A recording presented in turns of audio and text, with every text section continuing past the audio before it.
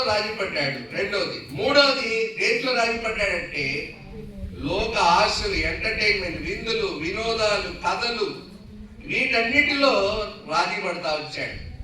ఈనాడు యవనస్తులు వీటన్నిటిలో రాజీ పడుతున్నారు. నాదే జరగాలి, నేను అనుకున్నదే చేయాలి అని ఎన్నో విషయాల్లో రాజీ పడతా ఉన్నారు. బహుశా నువ్వు అదే స్థానంలో ఉన్నావా, దేవుడు నీతో మాట్లాడుతున్నాడు.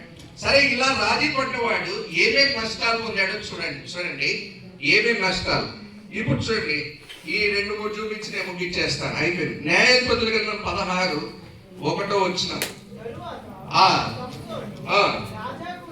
గాజాకు వెళ్ళి వేశ్యనొకతను చూచి పెళ్లి చేసుకుంటే పెళ్లి పెటాకులు అయిపోయింది. ఏది సంసోన్ది పెళ్లి పెటాకులు ఏంటంటే పెళ్లి సర్వనాశనం అయిపోయింది. ఎందుకు అని అంటే దేవుని మాట వినలేదు కదా, తల్లిదండ్రుల మాట వినలేదు కదా. ఆమె పెళ్లి